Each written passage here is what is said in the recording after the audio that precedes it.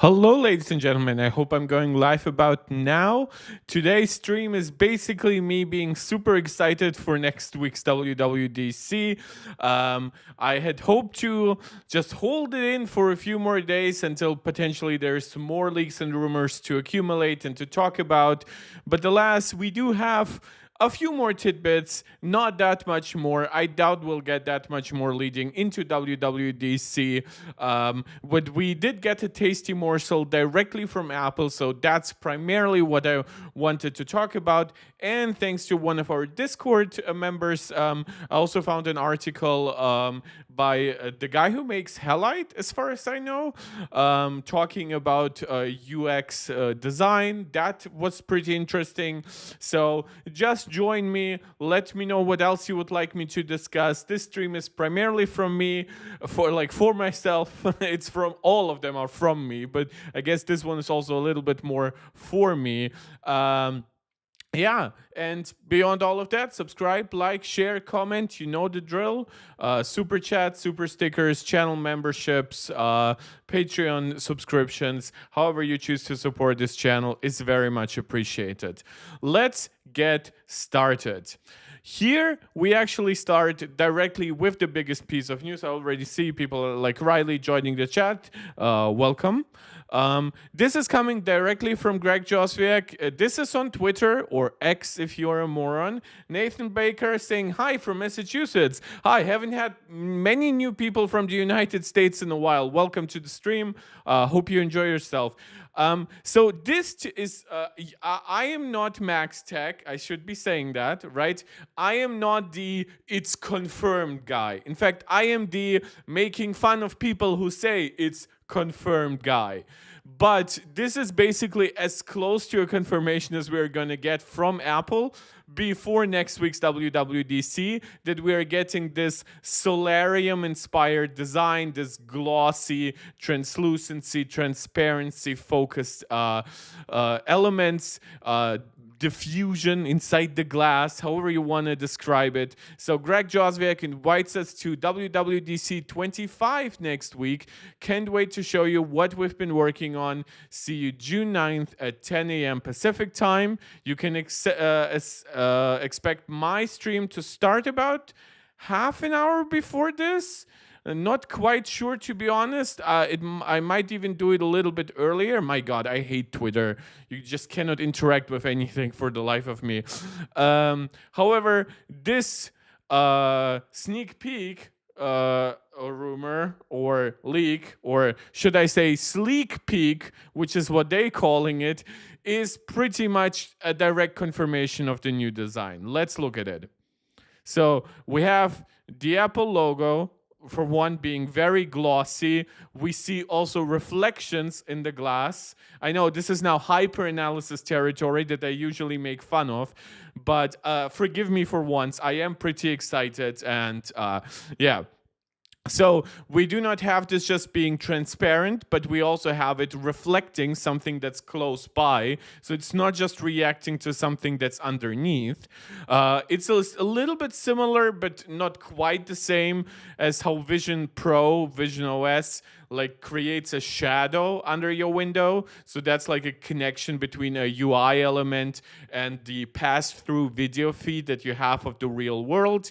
Here, it's actually a little bit of the opposite. That we take the Apple logo more of as a UI element, and WWDC as the writing is more of like the real world. I know, like, concepts, and you have to be able to transfer one understanding to another here. It's more like the UX reacting to the real world. We have people leaving plenty of hearts. Let me know what else you would like to see me cover, because otherwise this is going to be a pretty thin stream, but I'm still super excited. Let me know how excited you are about DubDub. Of course, we have confirmation that it's DubDub. I mean, that's nothing new. Then we have a few more logos here. This is the Swift Bird, obviously Swift being Apple's programming language that they've developed in-house, that they have open sourced since then. It shows the same glass-like material. It shows the same reaction to the WWDC text. Yeah, there's pretty much nothing to get at here. I guess one could argue, like, will Apple focus specifically on Swift language during the presentation? Maybe on Swift UI, right, which is kind of like the very simple but direct programming language for Apple that like allows you to create apps and programs with much less development experience, with much less knowledge of programming interfaces and stuff like that. Even I had some fun doing a little bit of play with Swift UI. Swift UI is missing a lot of crucial stuff to be a full-on replacement, even for Swift, much less for older, more established things like C++ and Objective-C, but maybe that's a little bit of a tease. Riley, do I like the redesign so far? Honestly, I like this a lot. Yes, it would have to be very lively. It's one of those operating system designs. It's a little bit like Windows Vista in that regard, and that's a compliment. I like the design of Windows Vista. I think Windows Vista, at that moment in time when it launched, looked as good as macOS, in some ways even better, but it needed like lively interactions, I would argue. There was a lot of translucency, transparency in Vista, for example, and those elements looked best when you actually had things overlapping each other, right? Plus, obviously, you couldn't have too many crazy animations back in the day. I mean, Vista was already too demanding for a lot of hardware back in the day, so they couldn't go completely crazy. Apple now has a lot more freedom. They have better hardware to software control. They have all their optimization tools across Metal and whatever. They, of course, have also a lot more control over the designs that are getting implemented by third-party developers. So things are more likely to look consistent. I do have to say, I still think that this design language is perfect, absolutely perfect for one type of product, which is Vision OS or Vision Pro or headsets or glasses, right? By which I mean this glassy material, this translucency effect, this reaction to the environment around the UI element. It makes like such perfect sense. It's so fundamentally Apple to understand this, that if you have a constant visual throughput, right, of your real world, or even if you're looking at with glasses, right, and just overlaying your stuff over this, to connect those things, it does not make sense to make UI elements as solid as they currently are on like a 2D screen, your phone, your tablet, your laptop, your TV, right? Making this glassy, I guess both kind of apply here, right? Making it react to reflections and shadows, right? We do have, by the way, one element that I haven't mentioned, shadows, right? That to me, I love it. And I think that Vision OS is probably the most beautiful operating system I have ever interacted with. It was short-lived, I admit. It wasn't enough to convince me to spend 4,000 euros on a product, especially when my eyes get really easily tired by virtual reality. So yeah, I really dig this design. Will it work as well on iOS and iPadOS as it does on Vision OS? Honestly, I think not quite, but for consistency's sake and honestly for simplicity for Apple development, right? So that they know, look, our operating systems look roughly the same. There are a few changes here and there, some different icon shapes. macOS might have a little bit more three-dimensionality to their icons, right? Like I always bring up how the GarageBand icon has a part of the guitar sticking out of the actual app icon, right? But those are little customizations. They are not as bad in any way as like iOS 7 back in the day was versus macOS. And even once macOS got a little bit simplified, it still was notably different from iOS. And then, of course, now that we are looking at iOS, iPadOS, macOS, tvOS, watchOS, visionOS, and most likely soon HomeOS, it just makes sense to make them all look relatively similar. Isn't macOS getting it as well? Yeah. I don't bring up every single operating system in every sentence, right? Sometimes I'll just say iOS because iOS is just the biggest operating system that Apple has. It just makes sense, in my opinion, right, to reduce it to that. Sometimes I might say iPadOS when I was just like talking about some iPadOS features, right? Sometimes macOS for the same like reasoning. That being said, I mean all operating system, especially ever since we found out that watchOS and tvOS are both getting updated, which, since visionOS is the inspiration, that means all operating systems most by the end of the year will be on a very similar, if not close to identical, design language. And last icon here from Apple, it's a rainbow. It's actually like they have this in on like in the garden, I guess, where Apple presents their keynotes. We have the same elements. Reflections, shadows, glossy materials. We also have a little bit more glow, I would argue. So because we have these parts of the rainbow interacting with each other, it's more easy to see that the outlines are very shiny, right? So we have like, once again, a very glass-like element to it, but yeah, the edges like absorb and show more light peeking through. What would the lock screen be like? Nathan Baker, would we still have to swipe up to unlock, or when they ever bring back slide to screen to unlock like on iOS? It's difficult because Apple has ever since OS 10. Oh my God, I'm getting brain dead. I haven't eaten today. I on my way back from work, I got myself some KFC. I haven't had it in a while, and it's waiting for me in my kitchen. And my brain is just like, get it, hunt the chicken. um, I don't think that we are getting back slide to unlock necessarily.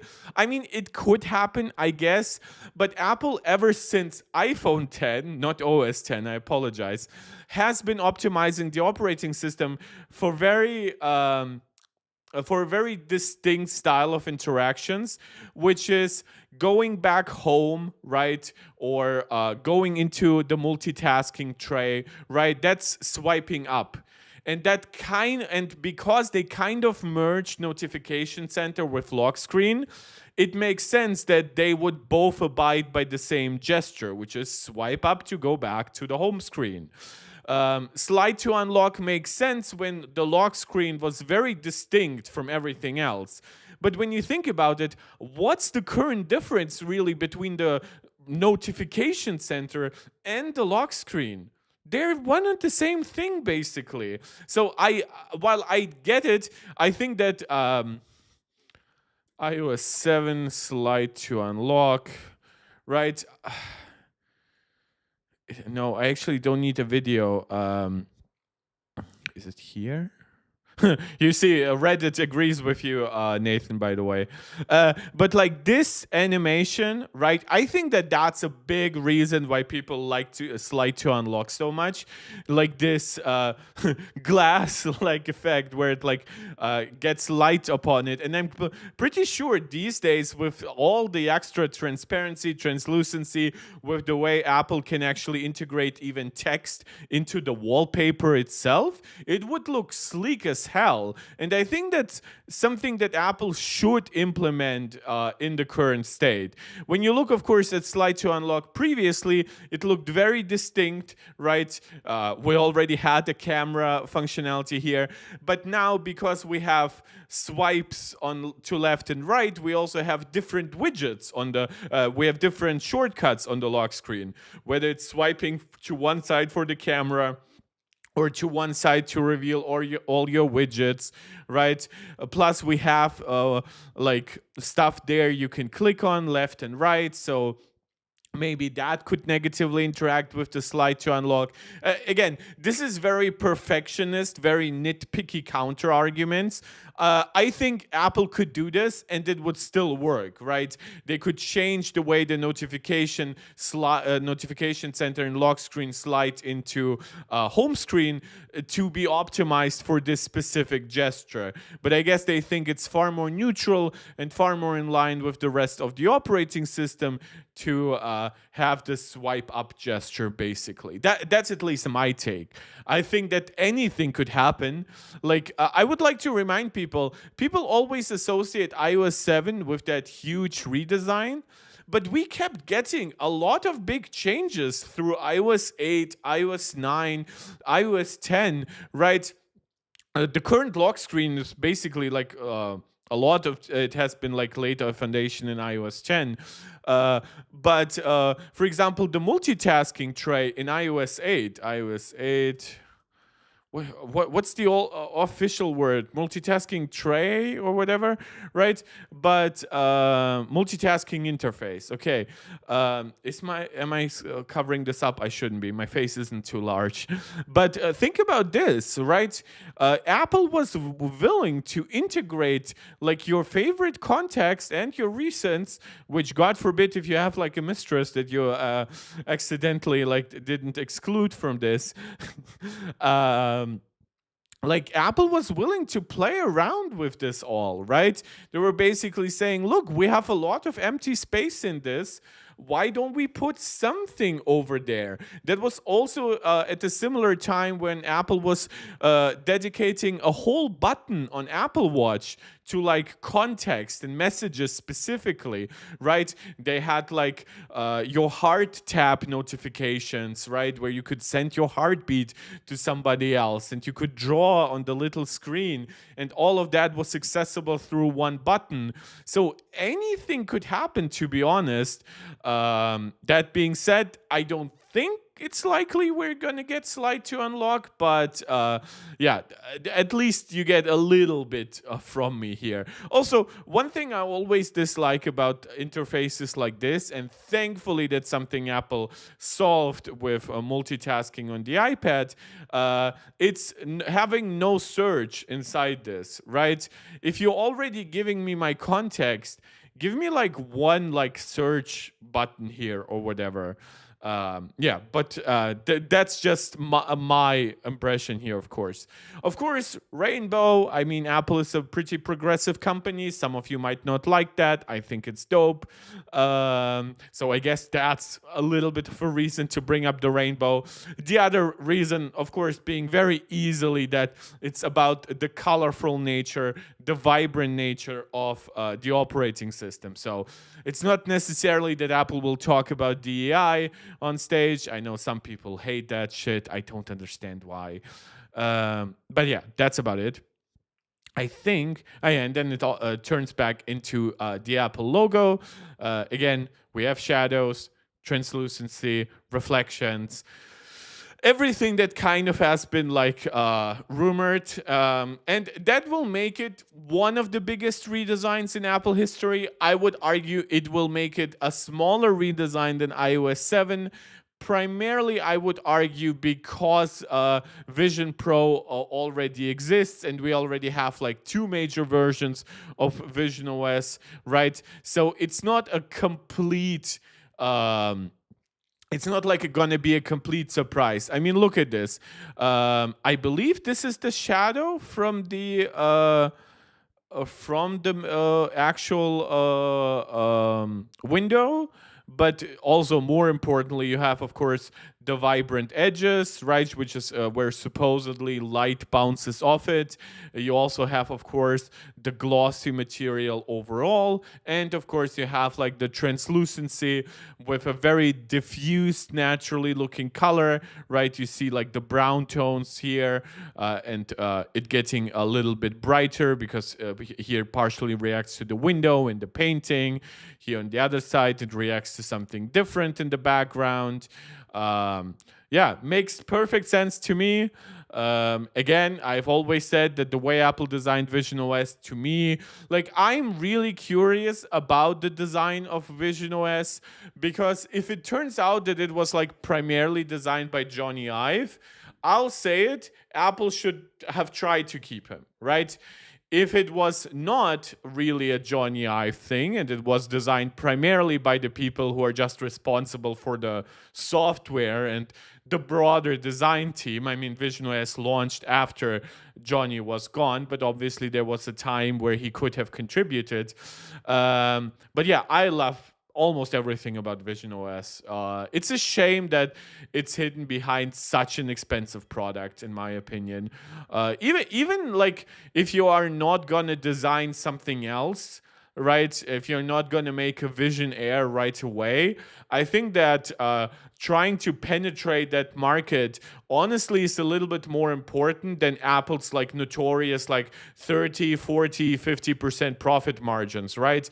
If you had sold this at like 10% profit margins for a while and then later benefited from like scale and whatever, or at least been so gracious to give us like not those stupid storage configurations, right? Making us pay another $400 to get a terabyte of storage on this. Yeah, I like Vision OS. But it is mixed. Plus, I do have to say, I am not a fan of circular icons in general. I think the way they are done here is actually quite good. So that makes me breathe a little bit more easy about this potentially happening on iOS.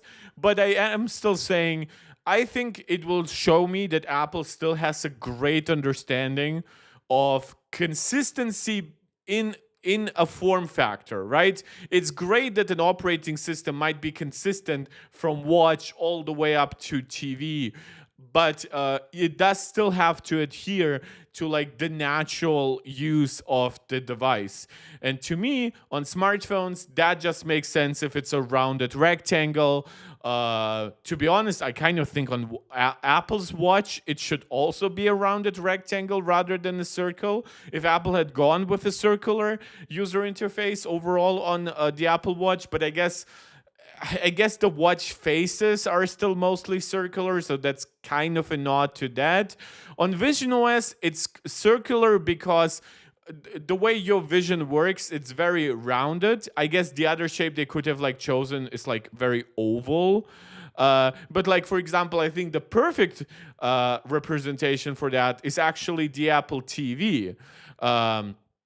Because when you look at those icon shapes, right, they like so naturally reflect your freaking TV. Now they're rounded because Apple likes rounded, right? But they're basically a little widescreen TV of their own. So yeah, and I hope that Apple keeps rounded rectangles on the iPhone. So that's pretty much it when it comes to the confirmation by Apple. I guess you can agree with me or disagree. I honestly think there's very little opportunity now for people to like say it's not happening. But I mean, crazier things have happened. The entire industry was on board. The entire media landscape was on board with the Apple Watch redesign a couple of years ago. And then Front Page Tech obviously shit the bed on that a little bit, which resulted obviously in John Prosser shaving his eyebrows. Which, by the way, once again, and I brought it up in one of my previous streams, but like imagine being like the biggest leaker right now when it comes to showing actual iOS 19 stuff. Now, granted, now it should be iOS 26. But like, really? You don't put out content literally for a month, right? That's so weird at this point. I guess they might not have anything new, so they might just be looking forward to making content after Dub is revealed, or they might have like a last minute big leak happening this week or something like that, or maybe on Saturday, on Sunday, even as late as that. But yeah, whatever can I say? It's a little bit weird that we have not gotten more from them. Maybe there's problems at FPT that I don't know about. You're free to let me know. but this is all I can give you right now, right? When they initially showed this, I could at least react to this. Now we are kind of reduced to reacting to small morsels like this. The other big piece of Apple news is honestly not that big because I don't actually think it's very reputable, but it is more bad news about the iPhone 17 specifically. In the last stream, we reacted to the a Jeff Poo report saying the iPhone 17 will feature a 6.1-inch screen rather than the 6.3-inch screen that Ross Young predicted, that it would not get an A19 chip or 12 gigs of RAM, but rather stick with the A18 chip and 8 gigs of RAM. So we've had some bad stuff, I guess. And now the next bad piece of rumors surrounding the screen of the iPhone 17 seems to be the notions that it might not be a fully featured ProMotion screen, but rather just an upgraded LTPS panel. So obviously, we know LTPS panels do not do well with variable refresh rate. However, you can essentially overclock them to 120 Hertz. That's what's actually on most cheaper Android devices, right? LTPO is pretty much for like $800 products and up. Previously, it was like for $1,000 products and up. So over time, LTPO has gotten cheaper, which is obviously the more premium technology in question here. But LTPS, if you're not as worried about variable refresh rate, the efficiency advantages that can bring, the smoothness advantage it can bring in games and stuff like that, then you're fine with LTPS. Now, for years, we have all speculated that Apple does not like giving a high refresh rate, which is 120 hertz or higher, to a screen that cannot do variable refresh rate. It goes all the way back to 2017 when Apple initially launched ProMotion on the iPad. I believe it was the A10X powered iPad Pro at that point. But from the very beginning, all high refresh rates screens from Apple had some form of variable refresh rate. It might not have always been like perfect, like 1 hertz to 1 hertz switching, right? So it might have been 24, 48, 60, right? With intermediary steps. Obviously, today's LTPO screens, be it OLED or LCD, are more advanced. In fact, Apple actually worked on LTPO with LG. Apple is kind of credited for the most part as like the biggest innovator behind LTPO. And then over time, of course, it was further improved upon, brought to new panel materials and stuff like that.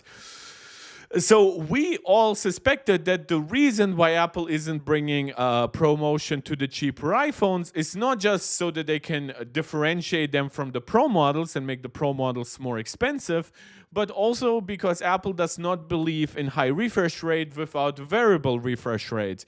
Well, there is one leaker here who is questioning that. Fixed Focus Digital saying that the non-Pro iPhones, that includes the iPhone 17 and the 17 Air, and I'll bring up a counterpoint to this later on, uses just a standard 120 Hz screen, not ProMotion with adaptive refresh rate, which would suggest most likely that it's an LTPS panel. Because what would really be the point in using a more expensive panel type but not utilizing all its benefits? But yeah, it does go similar to the Jeff Poo report. It does go against the most reputable leaker, especially when it comes to display that we have in the Apple sphere, which is who is Ross Young. Ross Young obviously now well, he hasn't done it yet, but kind of proactively contradicts Jeff Poo by saying iPhone 17 gets a 6.3-inch screen.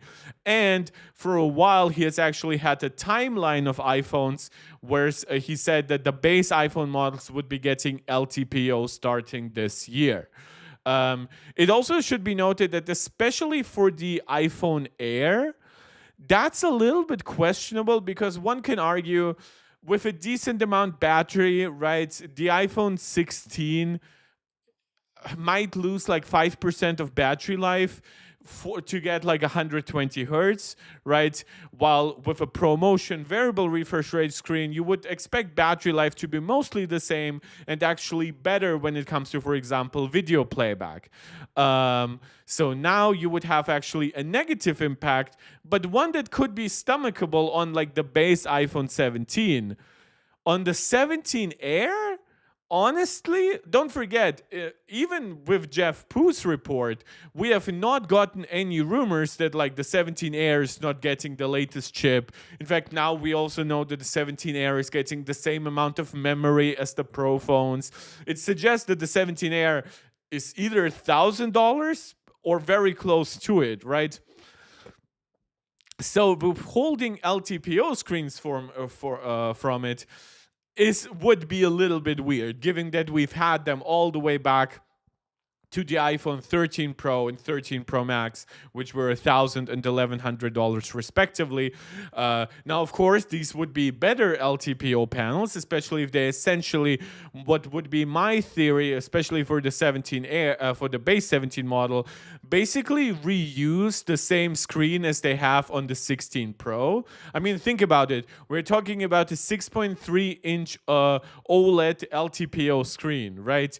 Why would Apple order anything else if they already have the supply going into the 16 Pro? They don't have to allow it even the same like peak brightness or whatever, though 2000 nits is something that Apple already allows even on the base iPhone models. But in theory, they could differentiate it further from the Pros. And also, the vast majority of consumers buy for the high refresh rate portion of ProMotion. Yes, enthusiasts like the ones watching this channel, we really care about adaptive refresh rate, and we know what low temperature polycrystalline silicon is, whatever, or at least the downsides it has versus LTPO. But the vast majority of consumers will not think about it. They will think, oh, it has 120 hertz just like the Pros? Give me that, right? So I really don't see a reason for withholding LTPO. Also, LTPO has become a lot cheaper with a lot better supply, and 120 hertz has become also a notable like downside of Apple's base models versus a lot of much cheaper Android devices. So I think that Apple would look at rectifying that. And honestly, giving up all their optimization that they have done for LTPO, I just don't think they would. I guess the only benefit from that is that LTPS in Apple's eyes is too bad for always on displays. So that could be a way for Apple to withhold that feature from the base 17 and 17 Air. Though the same one, they could also do that by technically using a much older LTPO panel, something like from the iPhone 13 series. But then that one wouldn't be as bright as even the panels on the 16 and 16 Plus. So in my prediction is Apple is going to use pretty much the same LTPO panels as they have on the current generation Pros. Of course, that's now me going against the leaker, but even here, Mac Rumors brings up that this contradicts what Ross Young has said, and we all believe in Ross Young here. Yeah, that's also speaking about battery life, right, and how it could potentially screw the iPhone 17 Air, right, to not have LTPO at the very least, because it might not have the biggest battery and whatever. Like, look at where we are now with certain Android devices that have silicon carbon batteries, might sacrifice some other features for just the largest possible battery, right? This is now one of the few devices that firmly delivers better battery life than the iPhone 16 Pro Max.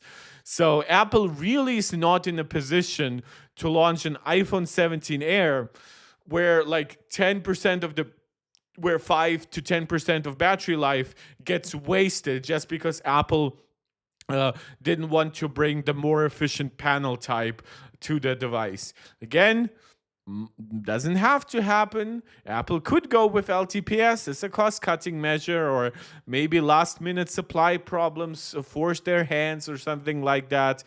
I don't think so. However, maybe in a few weeks or a month or so, we'll hear from Ross Young again, and he will either reaffirm his predictions, or maybe he'll say, you know what, some stuff changed, or maybe I was wrong initially, and fixed focus digital is actually correct. Now, anything could happen, right, guys? That being said, we are actually done here with the big rumor stuff, as far as I know. Um, Last fall. Wait, is that a new rumor? No. Honestly, I don't think that it makes a lot of sense to show the homepad at DubDub. It would be cool. It would be basically saying, oh, we have an extra operating system to show you, right? Because that's what the device would require. But then we've heard that it wouldn't really make it up until the close to the end of the year. Plus, Apple has already so much up their sleeve with like the redesign. Honestly, I'm not sure if it's worth like pushing anything to the forefront. Also, and I've said that in previous streams, I think that if they show the homepad, they should show off Siri more, right? And since it's very once they have all those new features, on-screen awareness, personal context, whatever, right? I think it just makes a lot of sense to make Siri be like the centerpiece of this device. And if they show it during DubDub, that would mean having to show a lot more Siri. Hey Siri, stop. Hey Siri, stop. Okay. She got a little confused because I said her name so often. That was my home pad, my home pod. Sorry, not my home pad. Yeah, but again, I thought this was an actual like leak or rumor for a moment, but it's basically just speculation. Anything more from Mac rumors? Not really. I mean, iPhone 16e sales in Europe, people like and whatever. Like the iPhone 16e is way more expensive than the iPhone SE. Never understood why people would expect it to sell the same amounts. It's just designed for a slightly different market and for eventually the $400, $500 market to move into a $600, $700 market. So this device is built for like the next decade in terms of pricing. It's not really built to be like a Samsung A50 class product, right? Or whatever. Was there like a charge or something? Like best selling smartphones.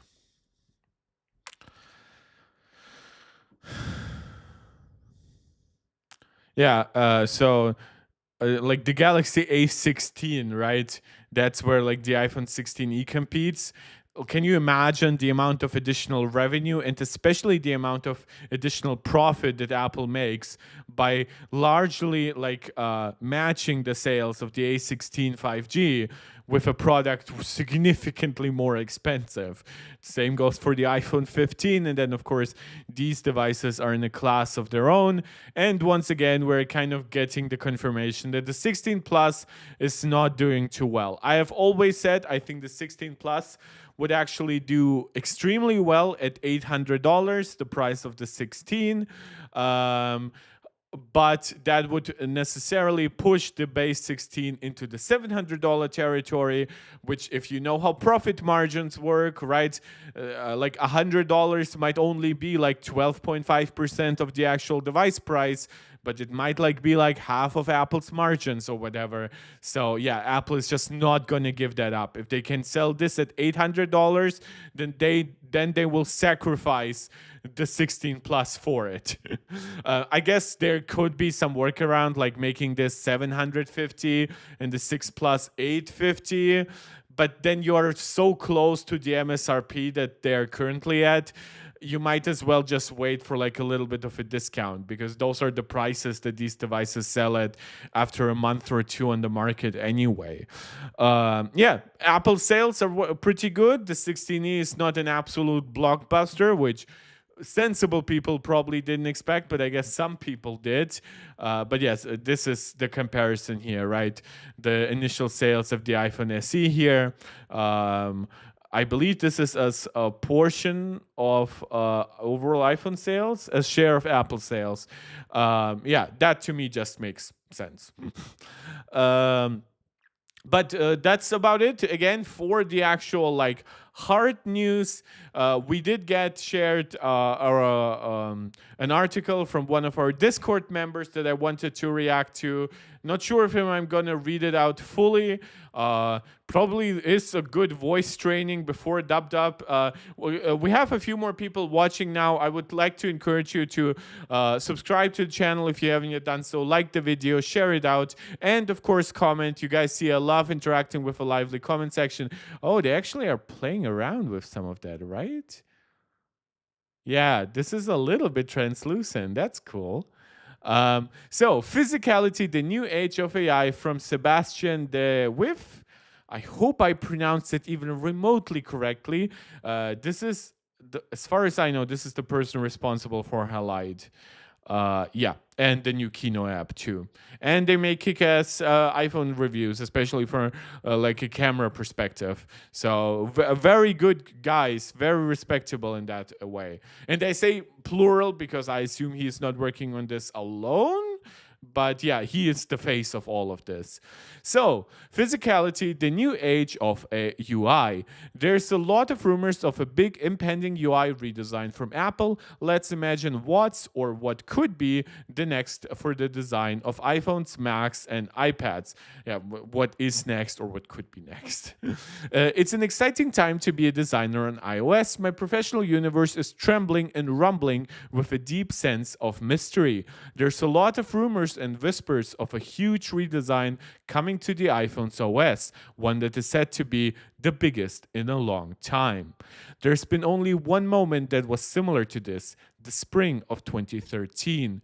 On June 10th, Apple showed off what would be the greatest paradigm shift in user interface design ever, iOS 7. I remember exactly where I was and how I felt. It was a shock. If there is indeed a big redesign happening this year, it will be consequential and impactful in many ways that will dwarf the iOS 7 overhaul for a multitude of reasons. The redesign is rumored to be comprehensive, a restyling of iOS, macOS, iPadOS, tvOS, watchOS, and visionOS, and I like to bring up the eventual HomeOS. In the intervening years between iOS 7 announcement and today, iPhones have gone from simply a popular device to the single most important object in people's lives, something that a lot of AI products are trying to counter. And I think it's really easy for certain people to buy into narratives. But I promise you that the iOS 19/26 redesign will be so monumentally larger in the life of regular people than any amount, like just like psychologically, than anything about like the latest ChatGPT version or some bullshit hardware that's only interacting with AI rather than a smartphone that interacts with pretty much anything that you would like it to. The design of iOS affected and inspired most things around, from the web to graphic design and any other computer interface. Most notably, I would argue, Apple's own operating systems. Of course, with it came also even more simplicity to Android, though Android from the get-go has been a little bit less skeuomorphic than iOS, but it really pushed it beyond, in my opinion. That's why I figured I'd take this moment of obscurity, this precious moment in time where its changes are still shrouded in fog, to savor something, wholesale naivete of where things are going, so I can let my imagination run wild. What would I do if I were Apple's design team? What changes would I like to see, and what do I think is likely? Considering where technology is going, how do I think interface design should change to accommodate? Let's take a look at what is or what could be next. That's a bad choice of like, because what's next makes sense, but it's what could be, so it would just, what is, yeah. Smart people study history to understand the future. True. because history is then doomed to repeat it if you don't learn from it. If we were to categorize the epochs of iOS design, we could roughly separate them into shaded age, the adaptive age, and the new age. Those are pretty interesting ways to look at it. The shaded age. iOS started out as iPhone OS. True, only changed to iOS by iOS 4. An entirely new OS that had very similar styling to the design language of macOS Tiger and the dashboard there. Yeah, I guess because of, you could almost look at this being like a different kind of dock versus what you usually got and still get on the Mac. Obviously, you didn't have a widget-focused operating system, but yeah, that dashboard, by the way, was a really cool feature. It's a shame that it wasn't really pushed to the next level. I guess there were always questions about like the battery life impact that such a feature has. I mean, it works for like weather and stocks, obviously, and obviously like more static widgets, like just put in your next node here. It gets a little bit more complicated for things that are constantly gathering new data potentially. I believe Apple had a Safari widget that actually could take up a portion of the screen, so that resulted in the web page often not being up to date. And if you kind of have to refresh it manually, you're kind of not too far off from just going to the browser and keeping it there as a tab anyway. Beautiful, the early iPhone prototypes. The icon layout in iPhone OS 1 was a clear skeuomorph. You might have heard that word being thrown around. It might surprise you that that doesn't mean it has lots of visual effects like gradients, gloss, and shadows. No, it's quite the opposite. It actually means that to make it easier for users to transition from something they were used to, in this case, phones typically being slabs with a grid of buttons on them. I mean, the best example of that is kind of like the phone app itself, right? We literally call things phones that don't look like this at all, but we keep this around. I guess for at least the camera app, right, it makes sense because we still have traditional cameras lying around. But how many of you have phones looking like this, right? And even like back in the day, they even didn't have a music app, but an iPod app, right? So they were trying to mimic the functionality of an iPod, even though the iPod was kind of like its own thing, right? It wasn't the only way to interact with music, no matter what Apple thinks. Yeah. To what things had become. Phones were all screens, so they could show any kind of button or interface imaginable. So that's kind of how these kinds of phones just turned into an app. At the time of iPhone 1's launch, a cartoon of a phone would still be drawn at the image on the left. A grid of buttons defined its interaction model and comfort zone. Yeah, that's interesting. I didn't know that they had this kind of like early design for the phone app. And yes, there was a whole lot of visual effects and user interfaces from iPhone OS 1 to iOS 6. In this age, we saw everything from detailed gradients and shadows and simple interface elements to realistically rendered reel-to-reel tape decks and microphones for audio apps. Yeah, the microphone app was always kind of like the most egregious with how detailed it was. Yeah, that's specifically for like the voice memos app. Like iOS 6, I would argue, had already started to do some things a little bit more simple, right? Like the Maps app changes did have a little bit of hint of that.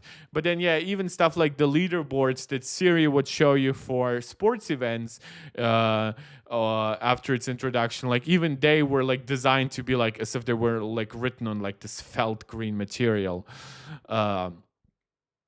Having actually worked on some of the more fun manifestations of it during my time working at Apple. Oh, I didn't know he had worked at Apple. So I guess some people actually do great stuff after Apple and they don't like just become sell-offs to OpenAI, Johnny. I can tell you from experience that the work we did in this era was heavily grounded in creating familiarity through thoughtful, extensive visual effects.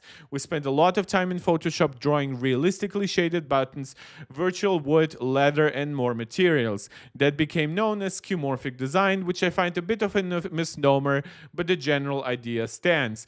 It should be noted that I fully sympathize with anyone who says, oh my god, this is so beautiful, right? But actually, making this stuff reactive would actually require to almost like render them out in 3D, which I guess is possible, especially now with more realistic hardware, with more powerful hardware. But why put that strain, right, on the memory, the CPU, the GPU? But if you simplify this, you can add actually a lot of like gradients, shadows, and reflections that could be dynamic, right? But if you do it extremely realistic, like what you see here, then you unfortunately have the problem.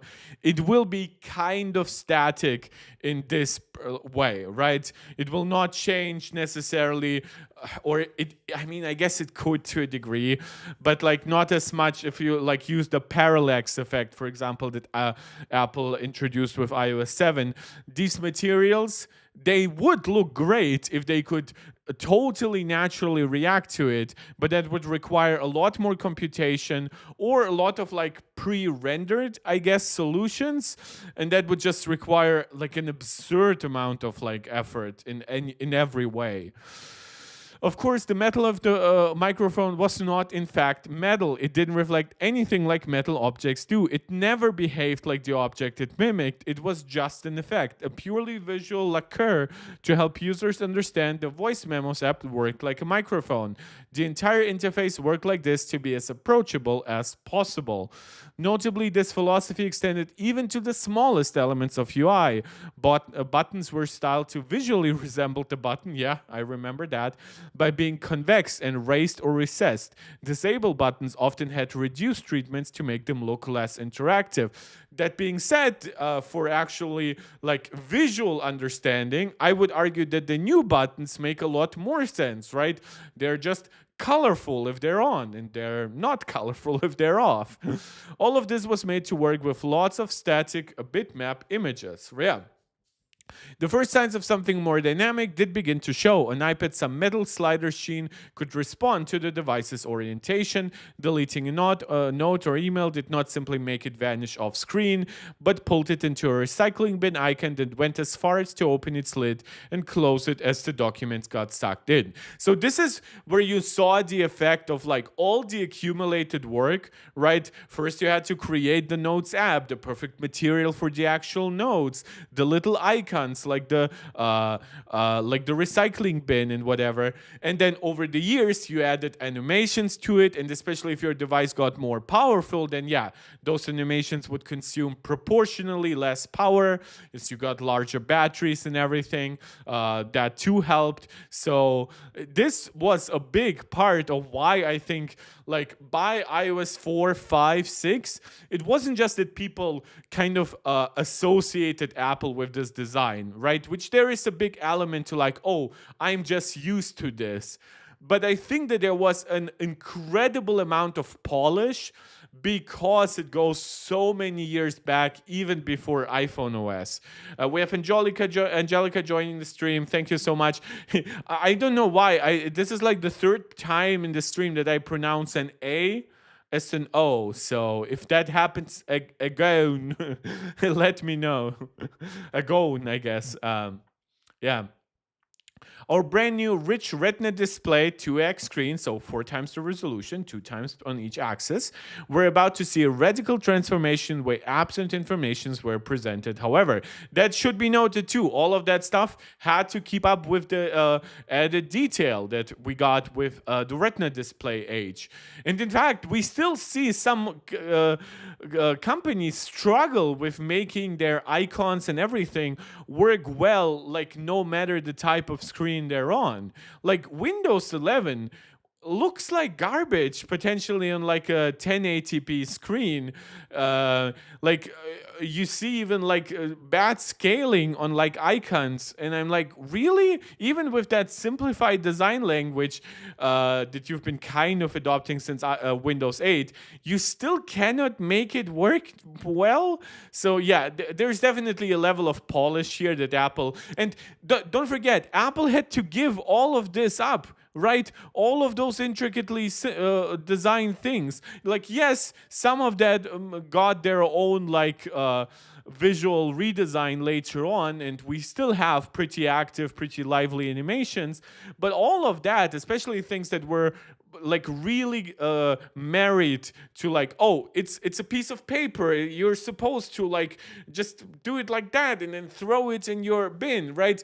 All of those like even psychologically easy to understand things, they are not easily replicatable on a 2D OS, because, well, this is 2D. It definitely has always felt a little bit more 3D. Not because it actually is, but because we associate like these kinds of objects with being three-dimensional. The flat edge. iOS 7 introduced an entirely new design language for iOS. It should be noted that he is primarily focusing here on iOS. Obviously, Apple has had somewhat different design languages before, like on different versions of OS 10 and whatever. I do appreciate the focus on iOS because it's much harder to differentiate certain eras before OS 10 Aqua, at the very least.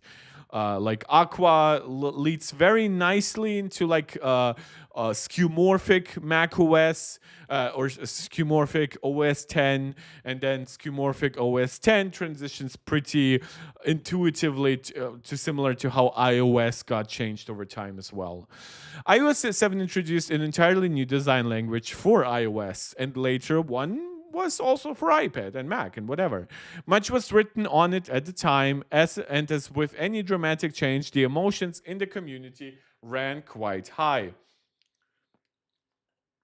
I'll leave my own options out of it, mostly.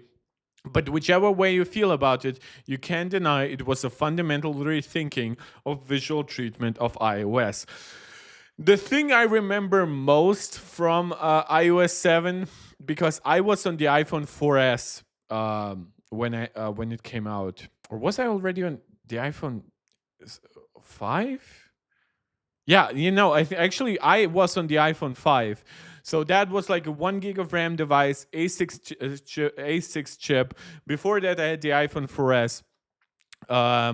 And I remember it running really well. The translucency effects work and everything. But a lot of people in my class, because I went to high school back then, had like iPhone 4s, right? They either got them when they came out, and they kept them for a lot longer than I kept my iPhones back in the day, or they actually got them a little bit later, because one thing that happened with the iPhone 4 is that it actually kept selling pretty well year after year after year, because it just became cheaper in the lineup. It also because Apple offered an 8 gigs of storage iPhone 4, and that was horrible because that device was then like pretty useless after a little bit of data on it. And I remember people complaining how poor it ran on the iPhone 4. So I guess that was my first contact with like opinions being very divided on the latest OS. Not as much even on the design, but specifically on the performance. And I would also argue it kind of looked better on the iPhone 5. There was just something about the additional space of the 16:9 screen that kind of made it look better spaced out than on iPhone 4 and 4S. But whichever way you feel about it, you can't deny it was a fundamental rethinking of visual treatment of iOS. iOS 7 largely did away with visual effects for suggesting interactivity. Correct. It went back to quite possibly the most primitive method of suggesting interactivity on a computer. Some buttons were nothing more than blue text on a white background. True. Those things were supposed to be like nicely aligned, like, right, you see all the guidelines of like pixel placement and whatever. But yeah, they were not like full on like buttons. Like control elements, like on a, I don't know, like on a nuclear submarine panel or something like that. They were just like, yeah, it's like, I guess this is a little bit of an arrow showing you where to go and whatever, and this is an arrow showing up and down rather than left. So follow that. The styling of the Age is often referred to as flat design. You can see why it is called that. Even the buttons in the calculator app visually indicate no level of protuberance. That is because iOS 7 had a hierarchy level that focused on different parts of the OS rather than in-app elements, right? So an element inside the app had no reason to be higher up than anything else. It might react to you quickly visually when you tap it, but that's about it. While if you have like your keyboard on top of the app, then it looks like your keyboard is on top of the app because it translucently shows what's underneath. It doesn't give you the impression that the keyboard like slides up and pushes your app. It shows you that no, it is over the app. Right, and similar translucency elements and stuff like that also indicated visual hierarchy for like control center and whatever. The home screen, once a clear reference to the buttons on phones of yesteryear, was now much more flat-looking. I guess that refers primarily to the icons, of course. One part owing to simpler visual treatment, but also a distinct lack of usage of shadows. True, that's a difference, especially when it comes to the dock. And however, there was an element of like visual hierarchy and kind of like a 3D stacking, because with parallax, right, if you like tilted your phone a little bit in your hand, you kind of got a glimpse behind the icons onto the wallpaper. So you got the impression, similar to what I mentioned with the keyboard, that the icons are not simply glued on your wallpaper, right, and like your wallpaper is still a completely static piece that you just modify. But no, it shows, especially with this specific wallpaper, it kind of presents to you like there's a whole world underneath, in this case like a sky, a galaxy, whatever. Yeah, but there were hierarchy elements. But why did shadows have to go? Let's see if we actually agree, because I haven't actually read that article, so maybe we actually have a similar understanding of it. So why did shadows have to go? They had an important function in defining depth in the interface. After all, looking at the screenshot above actually does it no justice. The new iOS home screen was anything but flat. The reason was that the shadows were static. iOS embraced the notion of distinct visual layers, correct, and using adaptive or dynamic effects to distinguish depth and separation. That dynamic nature of those effects was already very difficult to manage, for example, for the iPhone 4. Right? Less memory than the iPhone 5, way less GPU performance than the iPhone 4S. But even more importantly, consider what that would mean if those were the elements that now had to react dynamically with reflections, shadows, transparency, translucency, right? Can you imagine the performance overhead that you would have to have in the system? It would be almost like having dozens of objects rendered out in three-dimensional space and being ready to go at all times. iPhones back in the day just didn't even have the memory to handle something like that at all times. At least not without running out of battery after like 5 minutes. Yeah, so he has a very good understanding of this. Why render flat highlights and shadows that are unresponsive to the actual environment and the user when you can separate the icons by rendering them on a separate plane from the background? parallax make the icons float distinctly above the wallpaper. The notification center sheet could simply be a frosted plane above the content, which blurred its background for context. Johnny Ive, yeah, I remember that so well, proudly spoke at the iOS 7 introduction and how the simple act of setting a different wallpaper affected the appearance of many things. This was a very new thing. And this was also notoriously different where like you could Android, even after this, of course, was way more customizable than iOS. But I would argue that iOS made it really easy to customize itself with very little effort, right? You don't have to go into the settings and choose like a primary color for the settings and whatever. You don't have to choose like like is your wallpaper on one, or do you have like an ultra widescreen wallpaper that moves actually from one home screen panel to another, right? But with the simple act of focusing so much on translucency and transparency, which unironically is also what's now going to be happening with iOS 26, Apple gave us a lot of customizations, even though, of course, that a lot of customization came from very few options. Also, a new thing in the interface was that the UI Chrome was able to have the same dynamics. Things like the header and keyboard could show some of the content they obscured, shining through as if fashioned out of frosted glass. Love this. Still think it's fantastic. While it was arguably an overcorrection, true, and was quickly adjusted, iOS 8, iOS 9 adjusted a lot of just how translucent, just how overly vibrant some of it was. Even some icons were slightly changed. So I agree with it wholeheartedly thus far. iOS 7's radical changes were here to stay, with some of its dynamic effects getting greatly reduced. Parallax is now barely noticeable. I'm not sure I notice it at all. Over time, its UI regained a lot more static effects, and that also makes sense. Just some things become user preference over time. So if people did not connect with an overly aggressive parallax effect because kind of is distracting, right? Even if it looks cool, but after a time it gets a little bit old, especially if you don't change your wallpaper all the time. Yeah, makes sense.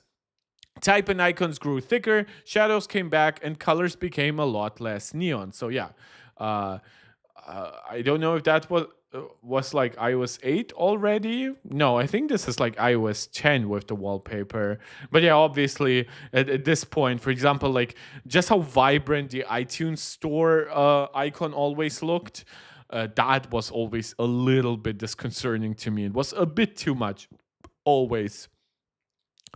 One of the major changes over time was that iOS got rounder.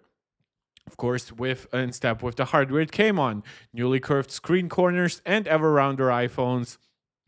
One thing that, for example, sticks out is how these roundedness like adheres to like the rounded nature of like your Mac, your iPad, right? So Apple is very consistent there, though I would argue it's a bit too much on the iPhone, right?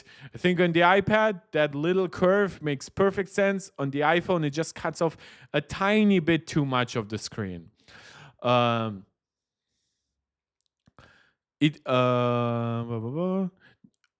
user interface matched it in lockstep.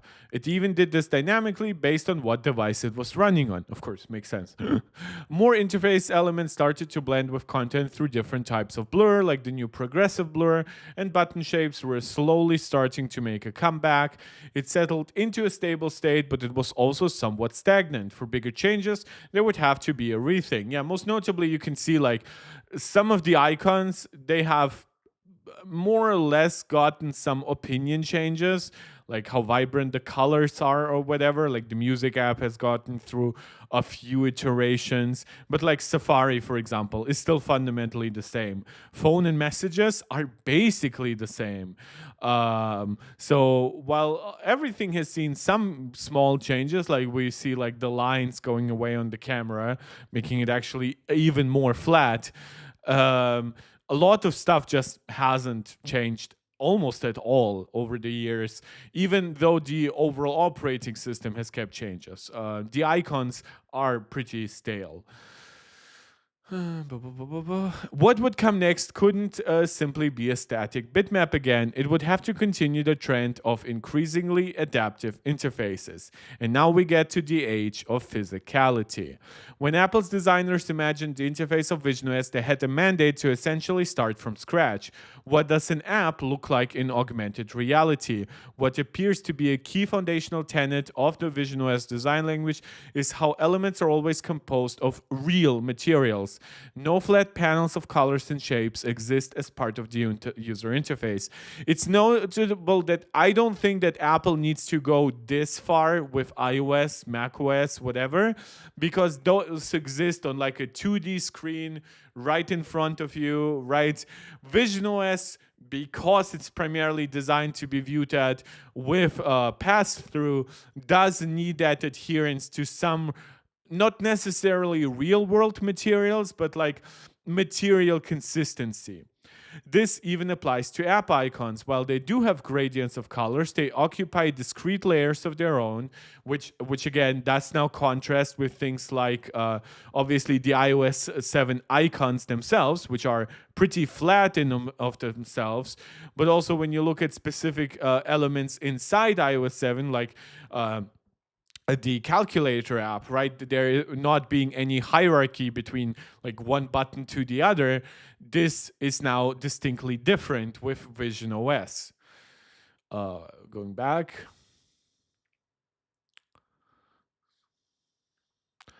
With a clip from there of feeling like Alan Dye upon introduction of the Vision OS interface. Okay, I have to look him up. I remember him. Is he still with Apple? Because if he is responsible for this, is he gone? 2023, he was still there. Alan Dye, Apple. Apple vice president. Did he leave in 2023? Chef designer. Like, Apple does not list every single employee here.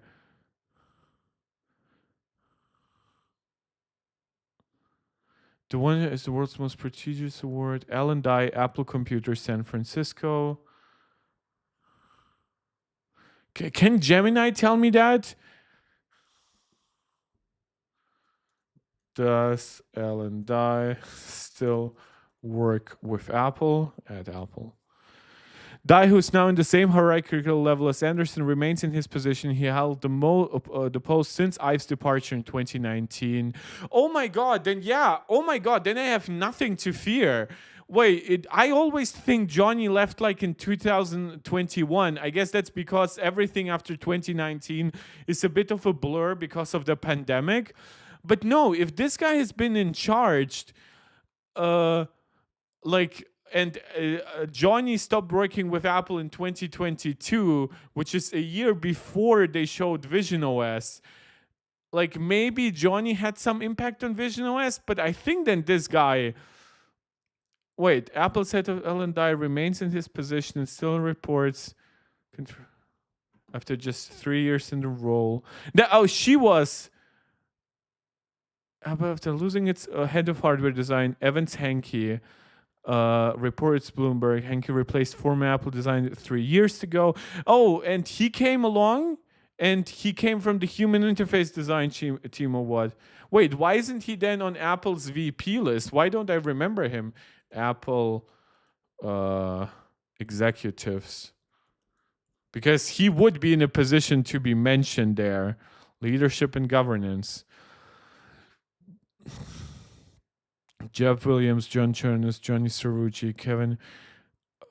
Do they not have like a guy just for design responsible, or a gal? Worldwide sales. Okay, so I guess something about the position about Alan Dye that Alan Dye holds is not worth mentioning here. I guess he must be then responsive to one of those people, right? Because if you, I guess if you are like one level down under them, you don't report directly to Tim like they do, but you report to one of them. Okay, that's interesting. I almost forgot that. Hanky replay. Alan Dye remains. It still reports to Jeff Williams, Apple's chief operating officer. Okay, that makes sense. No other design leadership changes are underway. Apple's head of software and user interfaces, Alan Dye, remains in his position. Okay, so he wasn't like upgraded to all of hardware design, which I guess makes sense depending on. He's now the vice president of human interface designs at Apple. Okay, so then I'm absolutely not concerned. Like I have loved everything in terms of like OS design that Apple has done. Like you can argue against some of the stability or bugs or battery life's consistency, but that's a completely different team. So no, then I'm actually incredibly non-worried about Apple, I guess. I guess you can let me know if I'm just like on copium or hopium, or if you agree with me here. But we can continue. Alan Dye, up an introduction of the visionOS interface, stated that every element was crafted to have a sense of physicality. They have dimension, respond dynamically to light, and cast shadows. I should probably rewatch the Vision Pro announcement. I guess this is why visionOS kind of gets overshadowed by the Vision Pro headset, even though I think visionOS is a better operating system than Vision Pro is a piece of hardware. But I guess I never deep dove. We had that discussion on this channel too much into visionOS specifically at its own platform with its own like design guidelines and things like that. This is essential in Vision Pro because the interface of apps should feel like it can naturally occupy the world around you. True, and have as much richness and texture as any of the object. Now, I don't think that there is need to replicate the texture. Like you can see with like the notes, Apple is not going all in on texture the way they did with like the old age notes app and stuff like that. But it should have some of that feel, right? Especially at a glance, especially from further away. Like, yeah, if you zoom in, it will not look as good as like a real world object, but it doesn't have to. Comparing to the interfaces we are familiar with, the paradigm shift is profound, and it makes older, non-physicality-infused interface feel archaic. If I were to position a regular interface in the Vision Pro context, the result looks almost comically bad. That's how Meta looks. That's exactly what I hate. And I've tried telling that people, and people were just telling me, oh, you're just an Apple fanboy. You like how visionOS does it because, oh, Apple did it that way. No, it looks completely out of place for the same reason why just using iPad apps that weren't updated for visionOS looks out of place on visionOS. Yes, some things you cannot make too translucent. Some things you cannot make too materially, right? When you look, for example, at when you're connecting with your Mac on your Vision Pro, and it shows, for example, your editing timeline in Final Cut Pro. Honestly, even if there was a native visionOS Final Cut app, I wouldn't want it to be too different from macOS, because I feel like some interface elements would just look out of place, right? Like visionOS elements in this case, I mean, like making something translucent where you actually have to see the details and whatever would actually be kind of bad. But here you have a static color, a different static color, and the third static color. Why shouldn't those things reflect at least a little bit the hierarchy of the OS underneath, the fact that you're focusing primarily on the fact that it's like all connected with your with your reality. Yeah, I find it likely then that there will be more than a mere static visual style. That there will be more than a mere static visual style Oh, from Vision OS brought to iPhone, iPad, and Mac, and potential new platforms, Home OS. It seems likely that a set of new foundational principles will underpin all of Apple's styling across products and expressions of its brand. That would be dope. If they were actually that consistent and that in depth. Now again, I am saying there are some differences between using it on an iPhone than it is using it inside augmented reality. But if Apple can achieve that level of consistency without like screwing, for example, with visual accessibility, too much with muscle memory, then I think they will have achieved something truly great. It would have to be more subtle than on Vision Pro. After all, interfaces do not have to fit in with the real world quite as much. My God, I might buy Hellite at full price. This guy is smart. And I'm saying that because he agrees with me.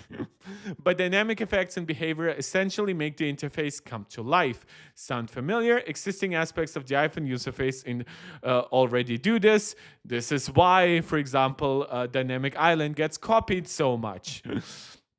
Apple's new additions to the iOS interface of the last year stand out as being materially different compared to the rest of the interface.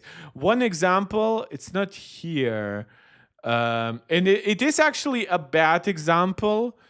iOS Messages app. What are they? Toggles or something like that? Like there was a redesign for those little things.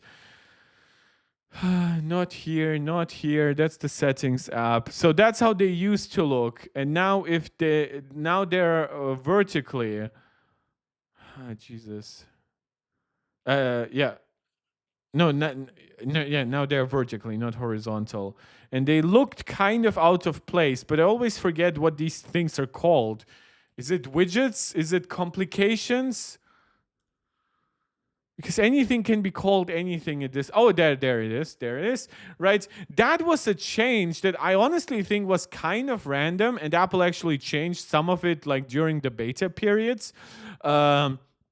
But like that to me suggested that Apple has been working on some kind of redesign for a while. But honestly, I do not think that these are perfect representations of the specific redesign we actually end up getting. I wouldn't be surprised if some of those things actually end up looking distinctly different from what we got here.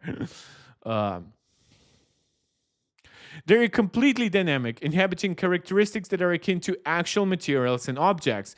We've come back, in a sense, to skeuomorphic interfaces, but this time not with a lacquer resembling a material. Instead, the interface is clear, graphic, and behaves like things we know from the real world or might exist in the real world. This is what the new skeuomorphism is. It, too, is physicality. The dynamic island is a stark, graphic interface that behaves like an interactive, viscous liquid. That is absolutely true. The way it sometimes turns into the actual eye, like letter, right? But the way it just smoothly flows into it, it's so freaking satisfying. You can see it exhibiting qualities unique to its liquid material, like surface tension. Tension being something that Apple has been working on. Like when you scroll, right, there's like an element to it, like, oh, you cannot scroll further, right? Like it would be like hurting the material underneath. Yeah, it's really cool. As part of its come into contact and melt together. When it gains speed, it has momentum, much like the scrolling list of the very first iteration of iPhone OS. But now it reads more realistic to us, as it also has directional motion blur or a plane of focus as items move on their own plane. And again, this is where we do get back to like super realistic microphones and whatever. Those elements would just look either bad with those kinds of like hues on top of it, the blurs, the shadows, the reflections, or they would have to almost be like ray traced perfect, right? So it would have to kind of be almost like a 3D object in space, constantly being subjected to like simulated light and whatever. That's just something that you don't want to waste system resources on, and it would require even more design and programming effort. Similarly, the new Siri animation behaves a bit more like a physically embodied glow, like fiery gas or mist that is attracted to the edges of the device. True, it's like it's pushed against it and is emitted by the user's button or press of voice. I would also mention that the way the buttons even interact with the actual software is part of it, right? You press the volume buttons, for example, and they create like an indentation in the operating system, right? Almost amplifying just how thin the bezels are and making you think, oh my God, I'm pushing my button into the OS. Now, that shouldn't excuse Apple not having proper system level audio controls, like per app toggles, a difference versus from notifications versus system sounds versus media sounds, all of those things that have been on Android for a while, on Windows. This is something that Apple has lagged behind for years, but it does look prettier the way Apple handles it. What could be the next step? My take on the new Age living glass. And I assume that this would be the new halide icon at that point. I'd like to imagine what could come next, both by rendering some UI design of my own and by thinking out what the philosophy of the new Age could be. A logical next step could be extending physicality the entirety of the user interface. We do not have to go overboard in such treatments, but we can now have the interface inhabit a sense of tactile realism. Philosophically, if I was Apple, I'd describe this as finally having an interface that matches the beautiful material properties of its devices. All the surfaces of your devices have glass screens. This actually also brings us back to something I often mention about the original iPhone, right? That the plastic screen that was initially designed for it, it didn't have the same transparency, so the visual quality was impaired, and it didn't feel as smooth, which was especially important to Steve when they were pushing multitasking gestures on their customers. This would now be an embodiment of all of that, right? Where not only were your devices premium and out of glass, now your screen dominates the entire front of the device. In fact, on products like the iPhone, you actually have a glass sandwich, right, both on the front and back. You have different textures, but primarily the material where you actually tap something, it's super smooth, right? While on the back, you might have a little bit more of a matte finish to make it a little bit easier to hold. So there's a lot of context that morphs from the hardware into the software.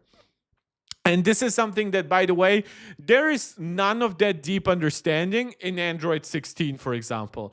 Android 16 is just saying, you know what kids like? They like how vibrant the colors were in the Game Center app in iOS 7. None of the contextual understanding of hierarchy of user interface elements, entire planes of existence basically inside the operating system, none of that. They were just, it's rounded and animations react together, even though some of them should be distinctly separate so as not to confuse your head, and why sliding one notification also makes the other notification jiggle. It's all a little silly. Like, and I'm not even against a little bit of jiggle on the other message, but it's just a little bit too outrageous. So yeah, but this is not a rant on Google.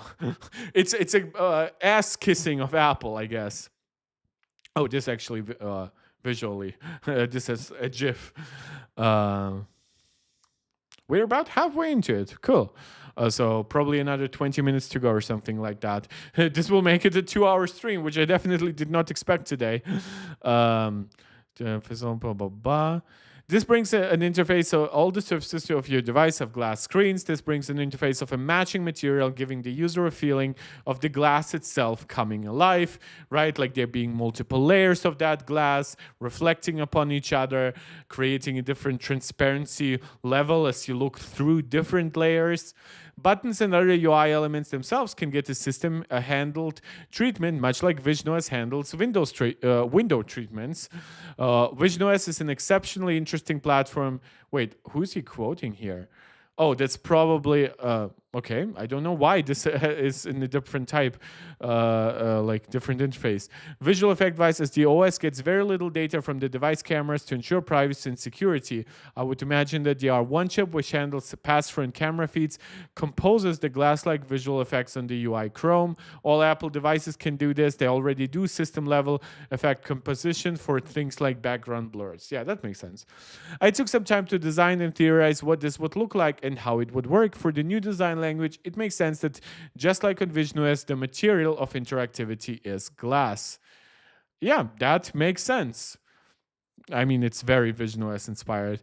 Glass is affected by the environment. The environment being your context is UI context in this case, right? On VisionOS, it's actually your environment. Since it's reflective, it can reflect what is around it. Very bright highlights in context like photos and videos can even be rendered as HDI highlights on glass elements. Now we are though looking into questions about like battery life consumption, for example.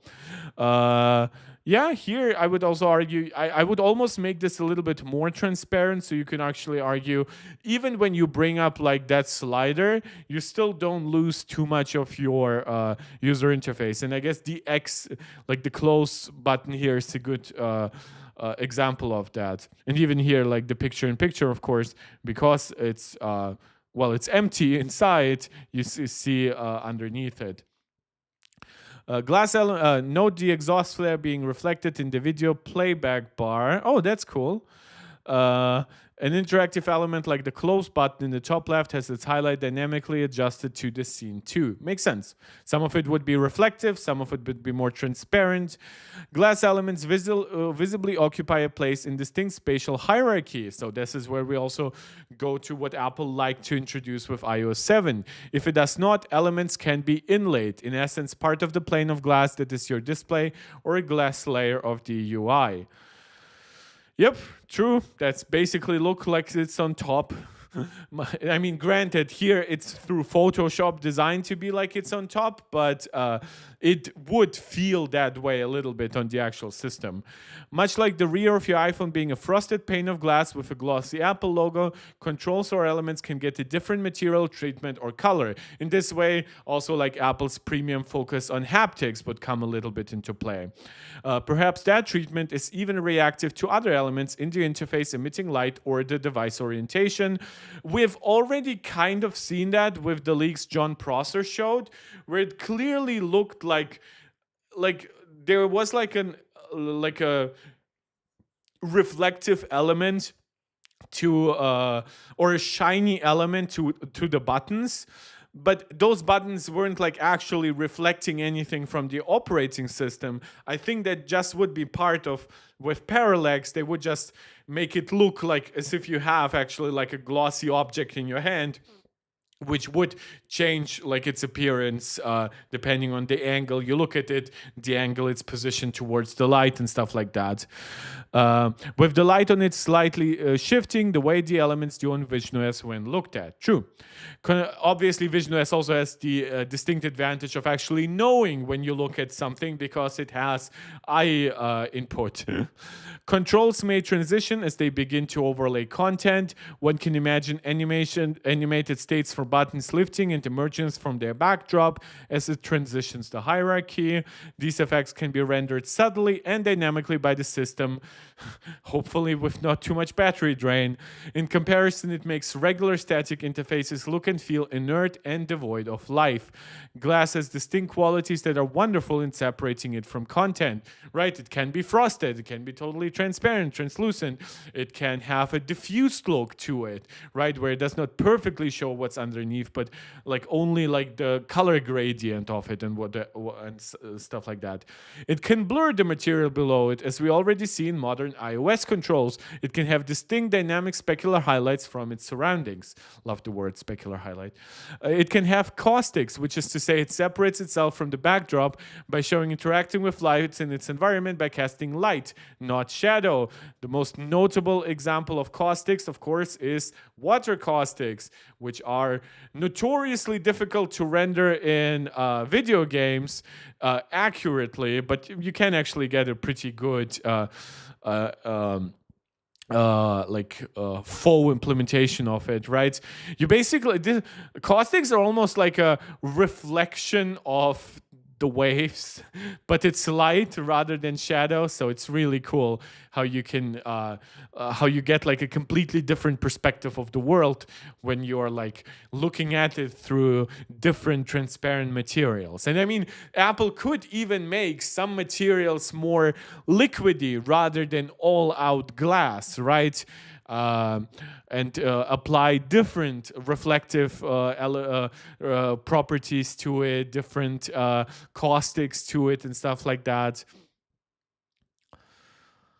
Yeah, so you have the reflection here. Well, you have the transparency element, but you see that it goes further than just like the actual like where it interacts with like the pickup truck. You have this underside being much more vibrant, right, than the upper side, of course. That one could be either dynamic to the photo or dynamic in like a parallax way, right? So if you turn your phone, like hold your phone a little bit to the left, like that might make this side a little bit more shiny. And it can also get infused with the color and theme of the interface around it. This brings us to what I talked about in the beginning. Yay, I'm a good amateur design reviewer, I guess, because I'm definitely not a freaking designer. But yeah, I have not learned any of this, so I'm actually very proud of myself that it at least somewhat reflects, see what I did there, what he is saying, because obviously he is very talented at what he does. Glass does not just blur or refract its background, it reflects too. This isn't totally out of left field. This is seen in the WWDC 25 graphics as well. And we saw that even better, of course, with Apple now showing it across like 3 different things, like the Apple logo, that Swift bird, and the rainbow. Elements of style. Having a set of treatments established, let's look at the elements of the new iOS design. First, the tab bar. I would imagine that the era of closed tab bars, that is, the type that masks the content outright, is ending, and that coincides with what Front Page Tech has actually said. In fact, I wouldn't be surprised if almost all UI that outright masks the interface like that as a max width bar would be gone. In fact, one operating system that we have seen push that heavily is the iPad, right? So you can have like your tabs on the side, but you can also have them on top. And when they're on top, they're not as persistent or static as they are on the side. They are not that max width, similar to what supposedly is coming with iOS 26. And that, of course, will also be a big change to something like macOS. Though, of course, macOS does not have to be quite as extreme because it's an indirect input method operating system. So it would still have to work nicely, of course, with keyboard and mouse. So keep that in mind. These types of static interface panels are a legacy element from the early days of iOS. The new type can float over content. I would also argue it's a little bit of a remnant of very small screens, where actually having it take as much space as possible is to your distinct benefit, right? So that every single, like if you make this like 10% wider and 10% taller, that gives you a little bit better space to click on each of the icons there. So now, of course, that we have moved into much different panel size territory, we have much better even touch input systems. We have better palm rejection, whatever. I mean, on iPad, we even have super precise input elements like the Apple Pencil. It really is not that necessary to make it as big part of the screen as it once was.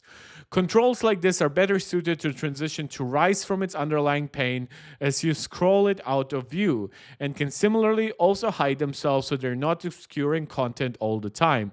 Also, if you click on one of them, you could put actual elements right there, right? So once you click search, you can turn this bar into your search bar, right?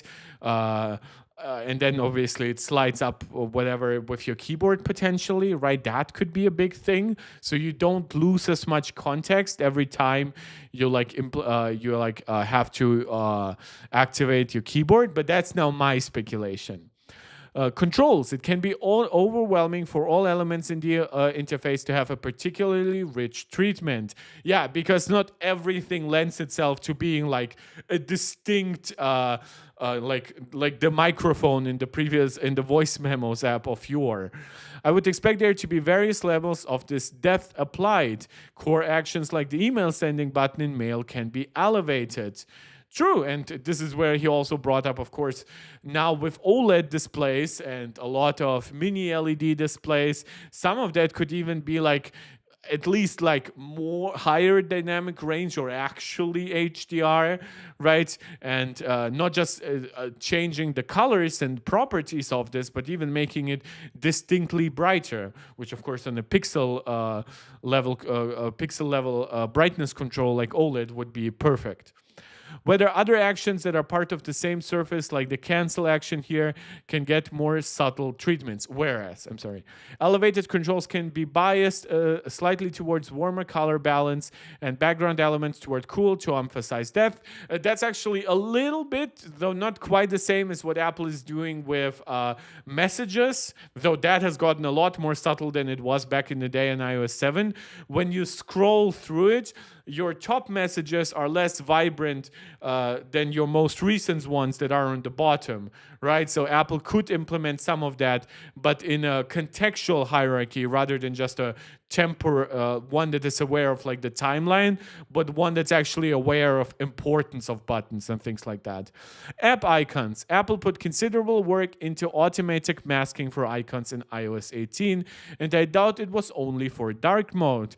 That's actually fascinating because when iOS 8 introduced like that feature, I initially thought, oh my god, we are not getting a redesign maybe until like iOS 21 or something like that, because I was like, man, that's a pretty big visual change.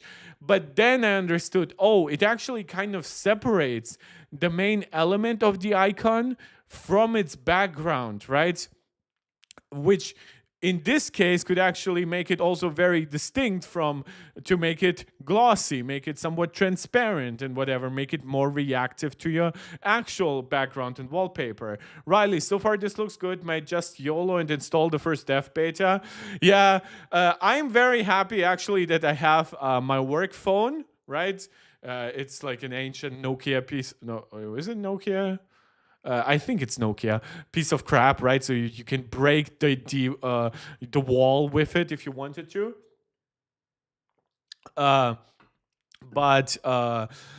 So I am actually more free now to kind of mess up my iPhone. I don't really want to. I might get my hands on like an iPhone 12 mini in the next week or so, and I could use that potentially. But yeah, it's very likely that I'll just YOLO it all.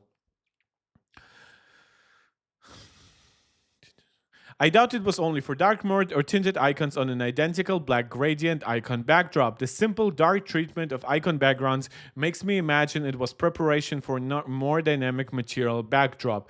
I should note, it looks good on certain icons, but it will not fit absolutely all of them. So I hope Apple doesn't make their own icons like completely transparent. And again, when we'll actually look at, did we open this in a separate thing than Vision OS? Where did I put Vision OS? I'll just Vision OS 2, right? I mean, like, look at the icons here. Where are the icons, Apple? Where are the icons? There. Like, those are not transparent elements. Now, this is, for example, for like iPad apps that have not been optimized to be circular. But would I want all of this to now be suddenly that? I don't know. I think it would take a little bit too much vibrancy out of the OS. It would make a killer dark mode, though. I wouldn't want it to be quite the default necessary. Not to mention, app icons are exactly the type of interactive raised element I spoke of before that would be suited to a living glass treatment. Okay, so he does not actually think he would be all like this all the time. Dynamic rendering of icons with a content layer, glassy effects, and an overall polishing of existing designs. Yeah, and obviously we have some of that a little bit inside macOS. We had like shadows and like the stocks app. Um, Jesus Christ, what did I do?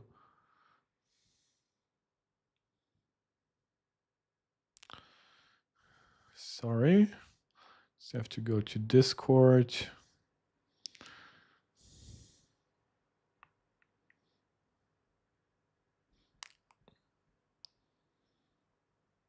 Oh, that was just Safari by itself? Oh, I thought I had clicked something. I guess the latest beta is not too. Thank you to Nshade, by the way. Let me just copy this because it always opens the non-private window. What? Jesus Christ, that's so stupid. Just copied the freaking entire text rather than the. But I guess we didn't need the other tabs anyway.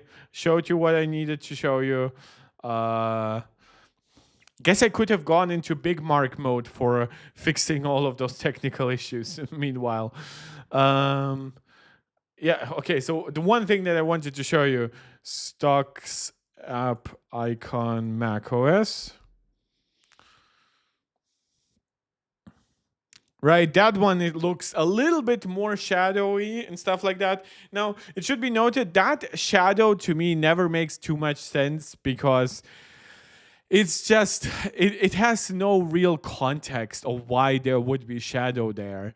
So and then there's the Messages app, which has like the really voluptuous speech bubble, right? Versus being flat as it is on iOS. So there are some elements here that Apple tried to do over the years that I think will lend themselves well to a very cohesive design. Riley, now I'm going to install it on work devices as well. Well, if you count my Mac, I will be doing that too. But yeah, let's hope the first beta is not trash. I'd also imagine some app icons that are due for a redesign would get updates. Many haven't been updated since iOS 7. This would be a major change to some of Apple's core brands. So I expect it to be significant, but consistent with the outgoing icons to maintain continuity while embracing the new visual language. Should be noted though, like at this point, the familiarity with like an actual compass that was the inspiration for the Safari icon it's kind of slowly starting to go away. It could be a clock in a way. I know it still looks like a compass to me, but like for the new generation, I just like I wonder who would make that association. On the note of icons, I also wouldn't be surprised if the system icons themselves got a little rounder. Yeah, that makes sense. That roundedness to me makes perfect sense. It's not that stupid Android default shape that also like front page tech rumored might be the new icon shape on iOS 19. But yeah, this is a roundedness that I can accept. Circular wouldn't make sense for all the systems, so it wouldn't necessarily betray whether we are getting circular icons or rounded squares still, or this weird in between that I really don't like. But thankfully, he also is not going with circular, right? So that at least gives me some hope that it's not based on that. You mean to tell me we could have gotten Big Mark all along? This will hurt the stream rating. Unfortunately for this stream, it actually doesn't make sense, right? Because there are some articles that I can purely read out. This is not one of them. This one is very much focused on graphical design, on the images that are embedded in it, even little videos. My table is like, oh, I moved. I misplaced one of, like, not misplaced, but I like slightly moved my my table stand a little bit. That's why it's so finicky or so wobbly today. I'll fix it.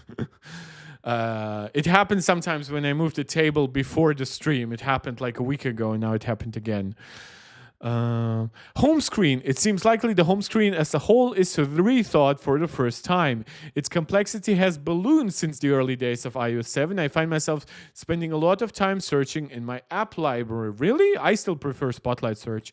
I think there's a great AI-first contextual slide over screen that can coexist with the regular grid of apps we're used to. There's already a widget for that a little bit. It was a bit too short on time to mock this up. I can understand. He already did plenty. Basic interactive building blocks of the iOS interface will get system-provided treatments that are responsive to their environment. See the translucency here and stuff like that. Overall, one can imagine a rounding and softening of the user interface through translucent materials looking pretty great. The simple change in treatment to a dynamic, glassy look has far-reaching consequences. Apple is unique. Its predominant user interface style in the 2000s has always been linked to its branding. Its icons are also logos, its treatments a motif that stretch far beyond platforms they live on. Consider the navigation of apple.com. Oh, right. It like reflects some of the things that you get with iOS itself and stuff like that, but also like uh, even like what are the priorities right here, which is interesting because Mac still comes first. But yeah, over time, like Mac music, which is interesting. Music predates iPod plus iTunes.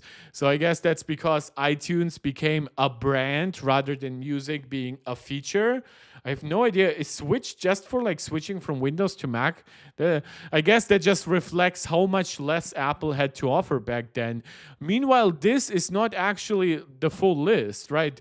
These days we have a lot more. I mean, we can go to apple.com right away and we will see it. We have Apple, we have the store, right? Because to Apple, the purchasing experience is distinct from just like even exploring the details on each individual product, even though each individual product, of course, gives you access to the store as well. You have all the kinds of Macs, iPads, iPhone, watches, now Vision hardware, AirPods, TV, and home. So I assume this is still where HomePad would look. It could mean that Apple might actually separate TV and home once home gets an even more distinct piece of hardware than like HomePod. Entertainment, that's because Apple has all their subscription services, but also the App Store. And support makes sense, search, and I guess that's your own like purchasing bag. The navigations of Apple's website has changed in step with major UI design errors. The introduction and maturation of Aqua in 2000 and beyond. Yeah, that is basically like almost like like a terminal design, right? iPhone and macOS software gradients in 2008. And finally, a flatter look after 2014. Yep, makes all sense.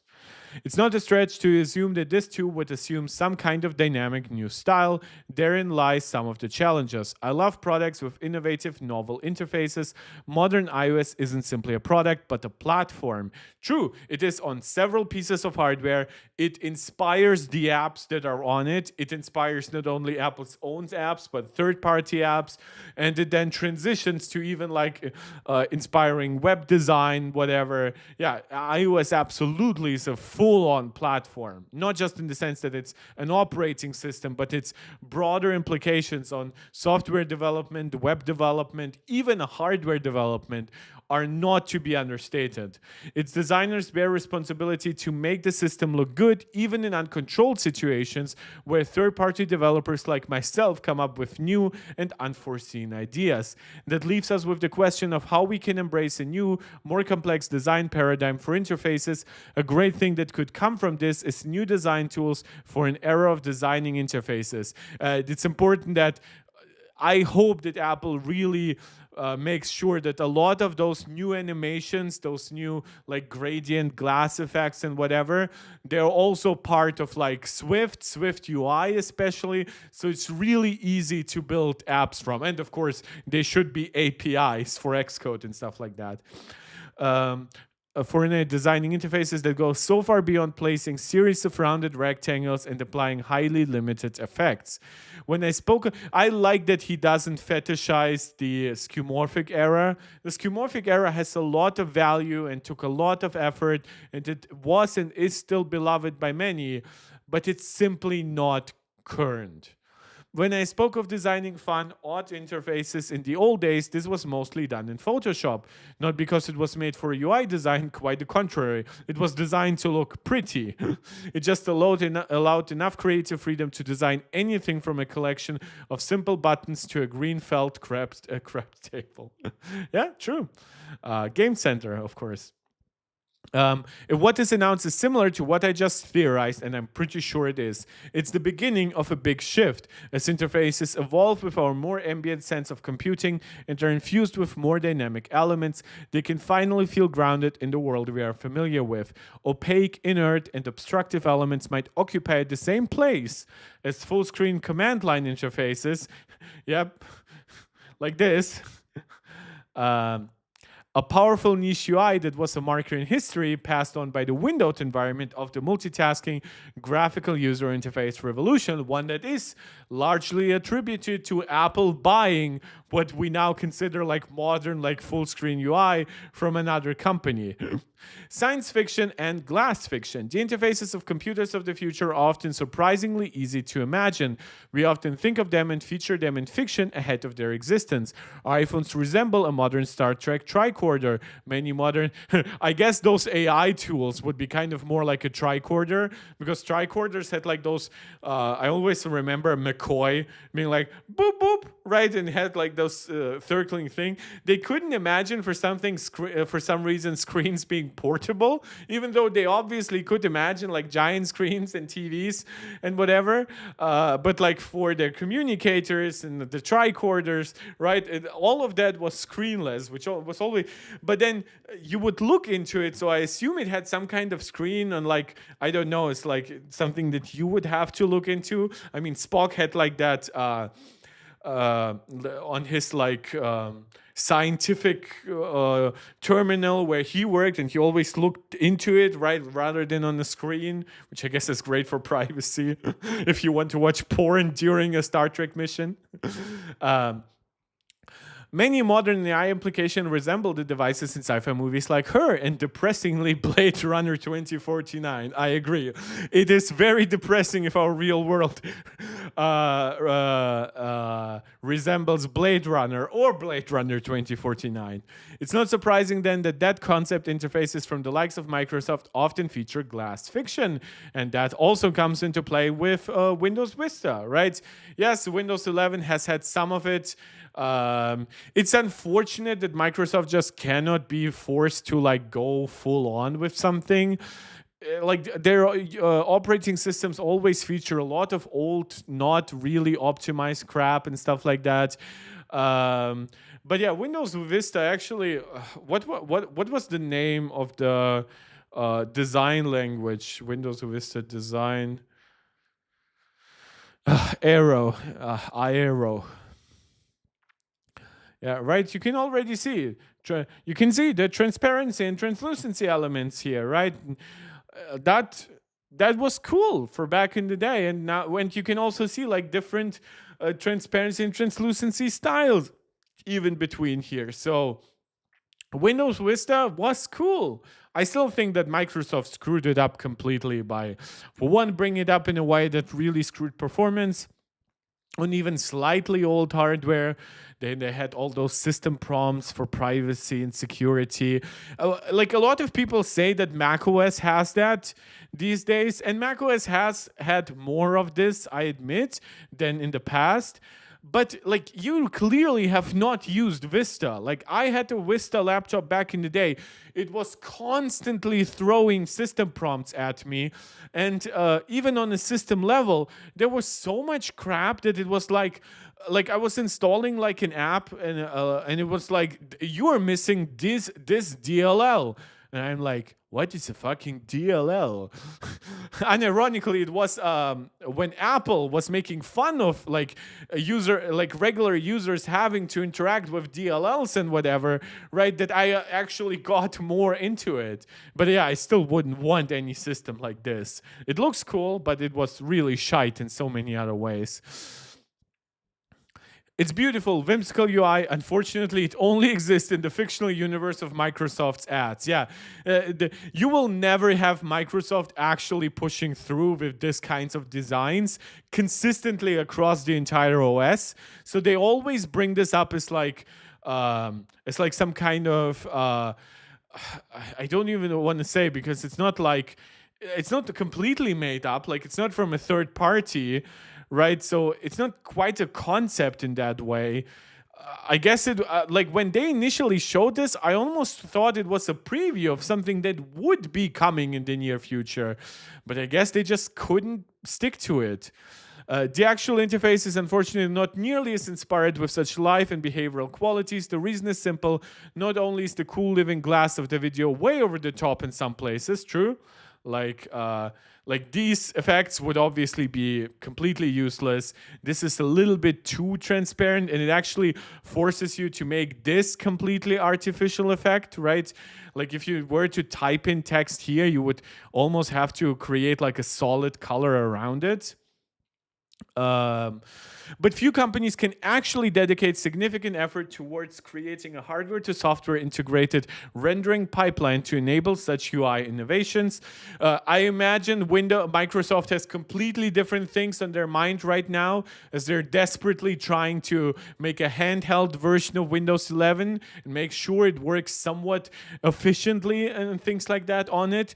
So legibility and easy to click and whatever will be their priorities over this kind of consistent foundation-based beauty.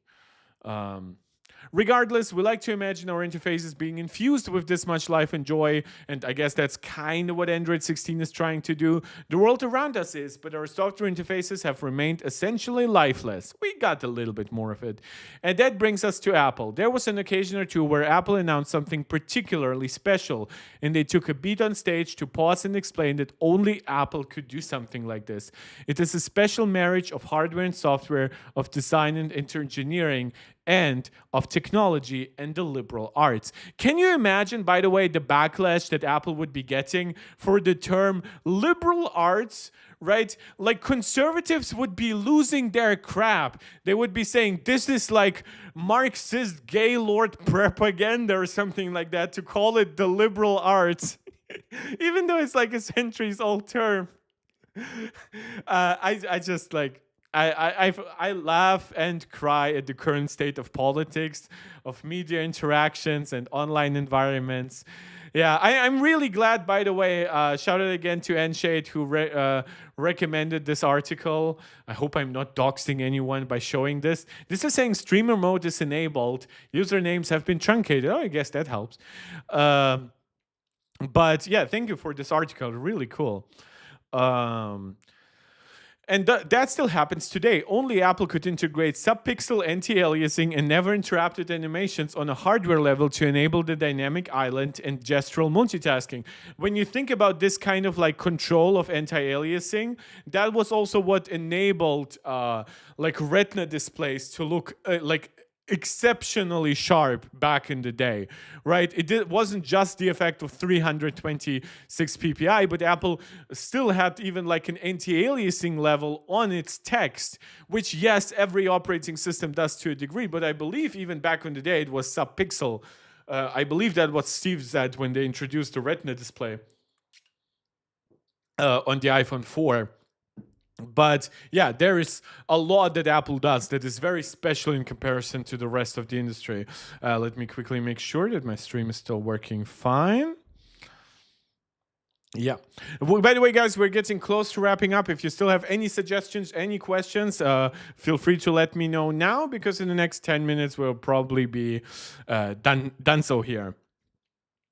Only Apple can integrate 2 operating systems on 2 chips on Vision Pro, so they can composite the dynamic materials of the Vision OS UI. That brings me to another quick leak. GSM Arena, Project Muhan chip benchmark, right? Yeah, that was 7 days ago.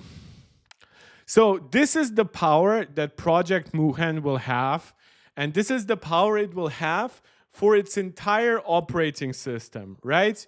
Um, so Apple can render its entire OS on the M2 and then leave pass-through and certain like visual flourishes to the R1 chip, right? So now look at the actual M2 chip and what its raw performance is, right? 15-inch MacBook Air, right? 2.5 times faster single core performance. What is it like? Almost 4 times faster multi-core performance, generational leaps in graphics performance. I'm sure seeing everything that I have seen thus far with similar chips from Snapdragon. And that was with the M2. We already have the M4 available if Apple wanted to do something even better. And that's not considering that this chip, it might have some kind of co-processor. Right now, it doesn't really look like it, which would explain the dramatically lower price to a Vision Pro potentially. But Apple can dedicate all of this performance to just the OS and your apps and whatever, right? While Samsung will have to dedicate this to your OS and to your pass-through and to all kind of like super advanced animations and stuff like that. Also to all the AI crap that Google is trying to shove into it. Granted, most of that will probably work through the browser. Also, like, I'm not crazy, right? The multi-core score on this chip is lower than the single-core score on the M2. Just giving you some context here. Riley, what's my schedule going to be like? I might stream again on Thursday, but then I'm taking the long weekend off. I have some extra days accumulated, that's why. So I took a long weekend off last weekend, but that was for myself.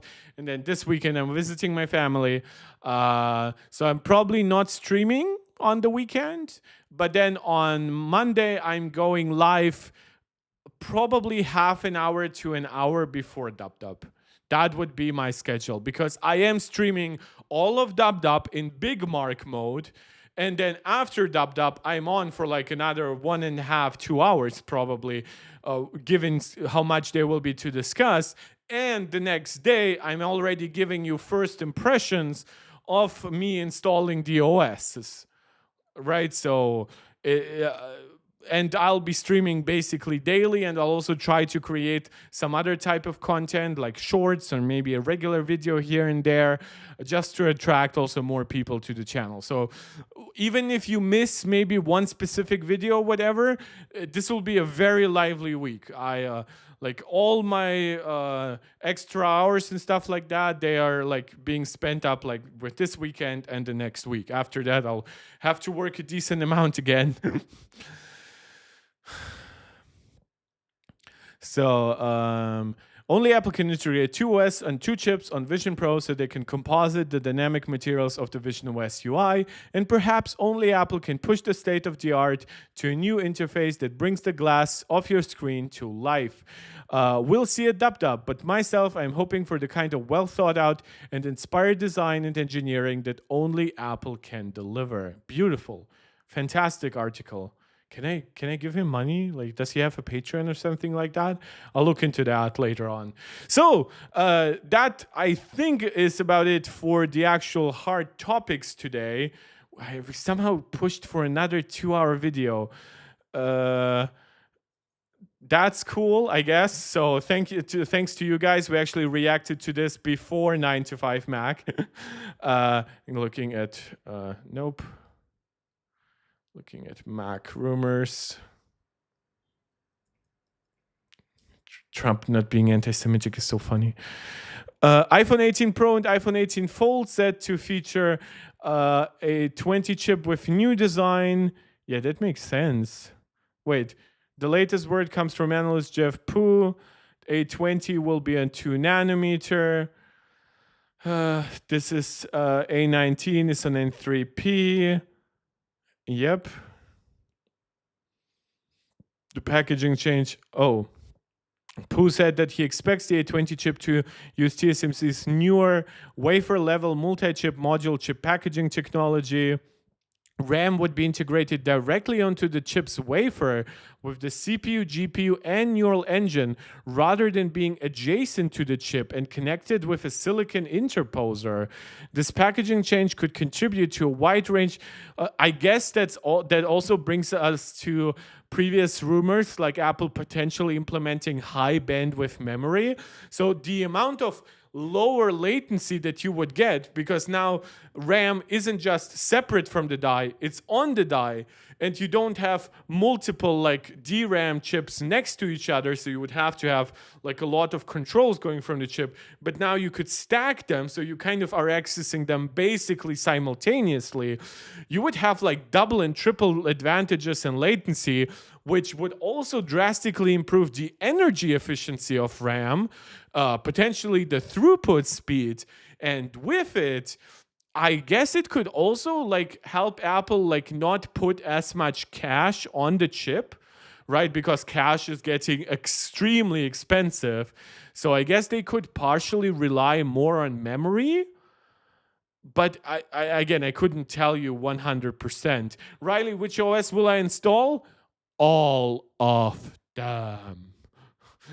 Mac OS 26, iOS 26, iPad OS 26, TV OS 26, Watch OS 26, just not Vision OS 26. I don't have one. Yeah. I have hardware ready for all of it. I have an M1 Max MacBook Pro. I assume it's going to get it. I have an M1 iPad Pro. I assume it's going to get it. I have an iPhone 15 Pro Max. Highly assume it's going to get it. I have an Apple Watch Ultra 2, similar. And I have the A15-based Apple TV 4K. So it should all be fine. That's an interesting rumor. I guess the only new part here would be the wafer level multi-chip module, but it's still interesting. It's not entirely new because we've heard of deeper integration of RAM with the chip for a few years now. I guess this would be the specific technology at which it's implemented. That could mean that the 2-nanometer design would actually benefit from things that aren't just 2 nanometer, right? So that makes it actually difficult to predict potentially the exact performance and efficiency levels that the A20 processor could target. I don't use the TV and Vision, so most of them, yeah. The Apple TV, if you don't have one, like it depends on your usage, but to me, it's by far the best smart TV operating system. Do a 2-hour stream on only tvOS, everyone is gonna run away. Yeah, I assume that. I believe I did that last year, but not exclusively for tvOS. But yeah, I saw like viewership plummet during watchOS and tvOS stuff, and even iPadOS, because iPadOS obviously didn't get too much new stuff with iOS 18. Yeah, but I guess that finally brings us to the finish. Hopefully this is a rumor where Jeff Pooh is correct, because in the last stream we talked about the rumors that we don't think he is necessarily correct on. Thank you guys so much for still sticking with me for like this 2-hour stream, which I had expected to be like an 1-hour stream, but whatever. We are now done. FRKM. Oh, I think I haven't seen you since the M4 introduction. Hopefully you can still enjoy the stream afterwards, and like it should be posted right away as far as I understand, in high quality. Yeah, guys.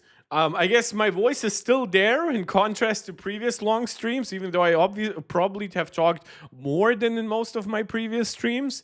I guess it's easier just to focus on reading something out loud rather than having to constantly make some shit up.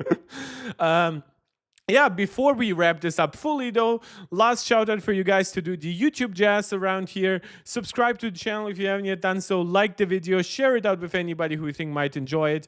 Comment, no, don't just comment live, also comment afterwards. With that, Riley, because I know you love it, you will get big mark for the end.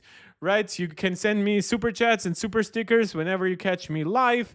You can become a channel member right here on YouTube. Shout out to Angelica, Steve, and Max Maximus, who are MarkTech Pro Max level supporters. You can also become a supporter over on Patreon, but just watching the video helps. FRKM, you're saying, I see the replay. Yeah, that's how most people interact with the streams. We usually get like 100 combined, sometimes 200 combined views on the stream, and then we get like 1,000 once all views are accumulated after like 2 or 3 days. Then the video usually becomes irrelevant.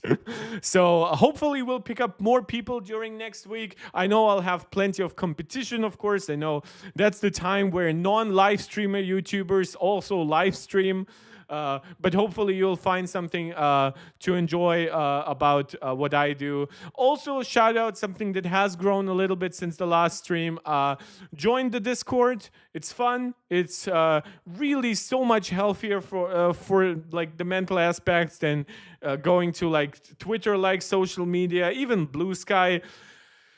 Twitter is extremely right-wing. Blue Sky is very cringy left. And I say that as somebody who is on the left. So you should know that means a lot. So just join the Discord. It's better for you and better for me. Thank you guys so much. I'll catch you in the next one. Again, not sure if I'm streaming on like Thursday or maybe just putting another last minute stream in the weekend, but definitely going live during Dub. Definitely not live streaming tomorrow because I'm watching the state of play. And I know that if something can kill views on this channel, it's me reacting to a state of play. I have learned my lesson, guys. Believe me on that. And you can let me know what else you would like me to react to. I assume right now it's not much other than Dub. So we'll see what else comes up. Plus, you can also let me know what are your own experiences once you install the beta, what are your own impressions once you see the new design. So we'll have plenty to discuss. I'll see you guys next time. Thank you so much for tuning in. And this is MarkTech tuning out.